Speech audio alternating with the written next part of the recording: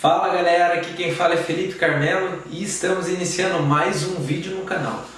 No vídeo de hoje eu vou falar sobre o Império Bizantino, como eu prometi nos vídeos anteriores que eu tenho feito sobre a Idade Média. Já falei aí um pouquinho sobre o surgimento do islamismo, falei um pouquinho como estudar a Idade Média e agora eu vou falar sobre o Império Bizantino. Antes eu gostaria de pedir que você deixe um like, que você se inscreva no canal, que compartilhe com os amigos, que me ajuda bastante. Se você tem gostado dos vídeos, por favor não esqueça de deixar o like aqui embaixo que me ajuda demais. Bom gente, então é o seguinte, tivemos também uma aula já de Império Romano, vou voltar aqui rapidamente só para a gente se situar novamente. Tá? Vale lembrar que os últimos imperadores de Roma, nós vimos que foram vários, aqui falando sobre o Império Romano do Ocidente. Roma entrou em crise, desde o século III depois de Cristo, Roma começou a passar por um longo período de crise.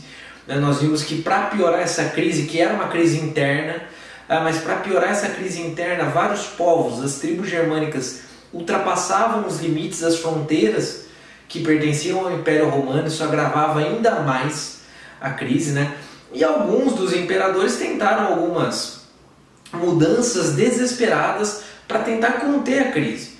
Um desses foi o Constantino. Nós vemos que o Constantino, além de dar liberdade de culto para os cristãos, ele mudou a capital de Roma para a cidade de Bizâncio, que passou a ser chamada de Constantinopla devido ao seu nome. Isso no ano de 330. Então vale lembrar, Bizâncio era uma cidade grega, que onde hoje seria a Turquia, seria a capital da Turquia, a cidade de Istambul.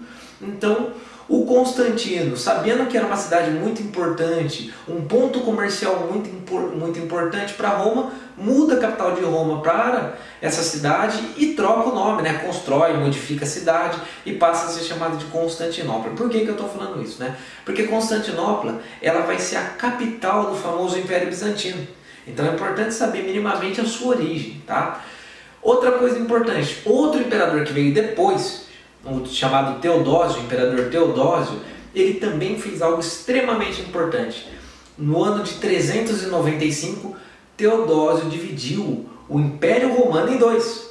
O Império Romano do Ocidente, com a capital na cidade de Roma, e o Império Romano do Oriente, com a capital em Constantinopla. E é esse pedacinho que importa pra gente. Por quê? Porque já vimos que no ano de 476, o último imperador de Roma cai. Os povos germânicos, chamados de bárbaros, invadem e depõem o último imperador de Roma.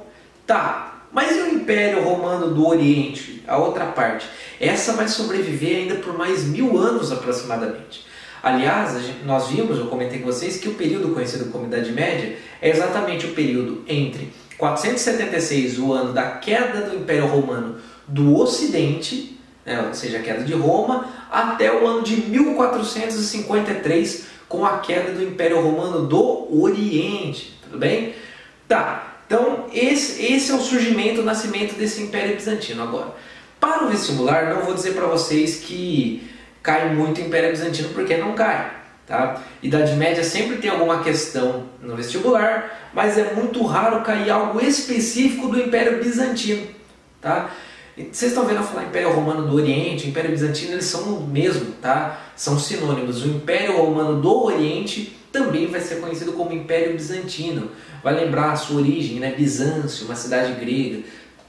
Mas então, primeiro de tudo, por que Roma cai, o Império Romano do Ocidente, o Império Bizantino continua e vai perpetuar por mais 1000 anos? Por que isso acontece? Primeiro, as questões do Império Romano do Oriente, as questões de Constantinopla eram diferentes das de Roma. Então, como assim? Primeiro que as tribos germânicas, elas, num primeiro momento, elas não estão focadas ali naquele território mais para o Oriente. Elas estão tentando invadir o território mais ali o Ocidente. Então já começa por aí. Ou seja, nenhuma tribo germânica tentou invadir o Império Bizantino? Não é bem assim.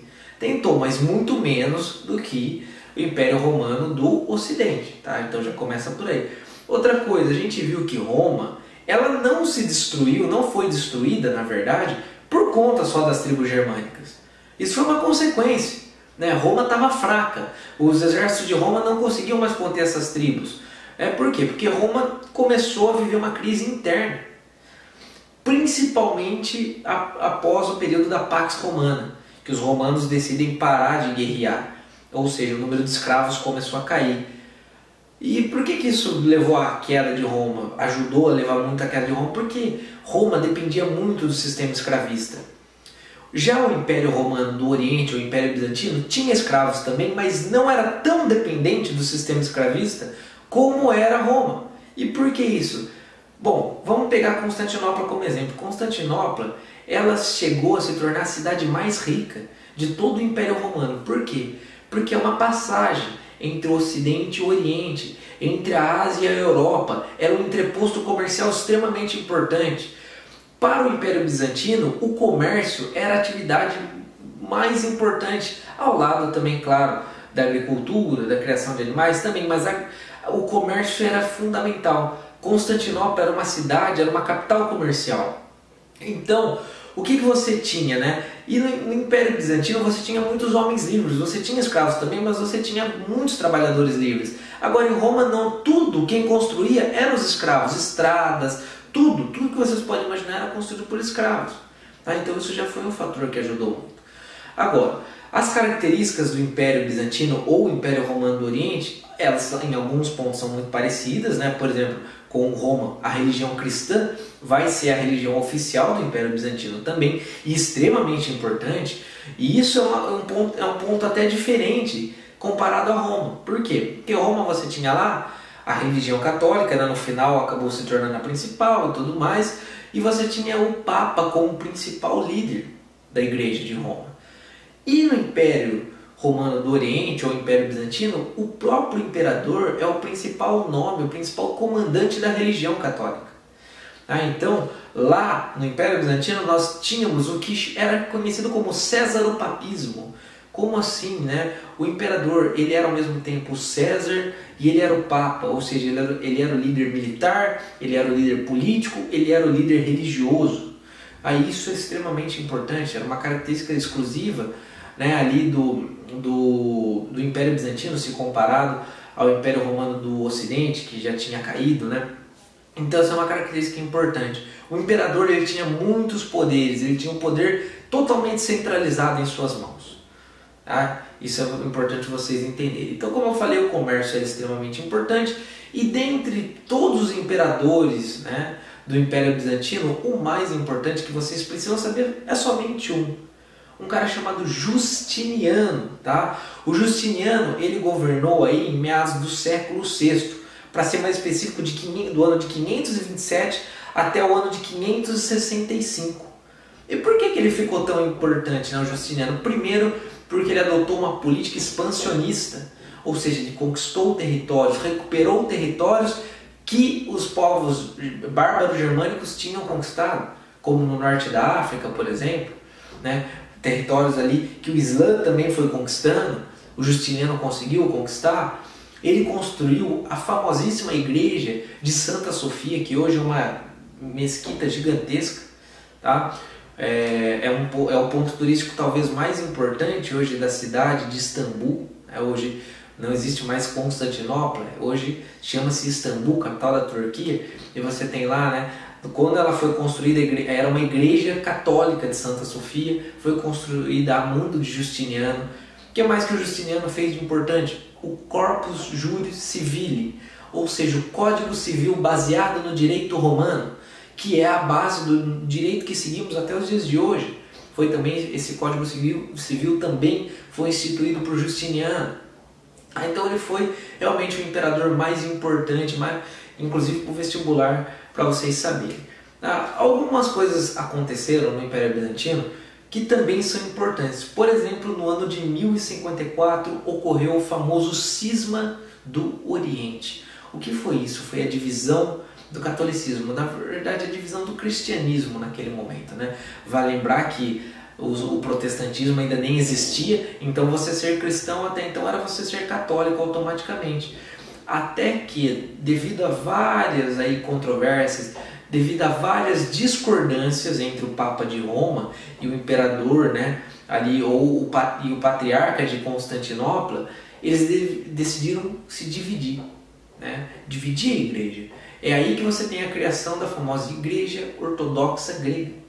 Então, vamos pensar um pouquinho. Roma continuou seguindo o catolicismo apostólico romano, cujo latim é a língua oficial.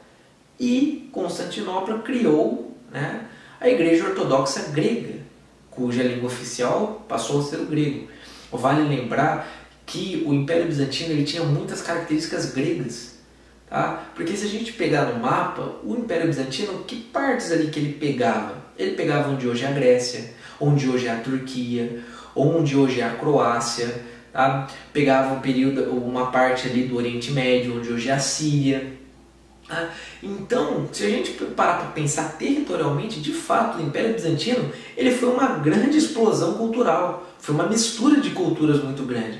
E a cultura grega foi uma das principais influenciadoras do Império Bizantino. Tá? Inclusive a arte bizantina foi uma arte muito rica, marcada especialmente pelas suas cores vibrantes, pelos mosaicos, né? As vitrais das igrejas, todos em mosaicos. Os mosaicos foram muito característicos, né, dentro do Império Bizantino. Ou seja, né, até hoje ali a Turquia, toda essa região é uma região muito rica em tecidos, sempre com cores muito exuberantes, né, com coisas muito coloridas, e já era assim naquele período.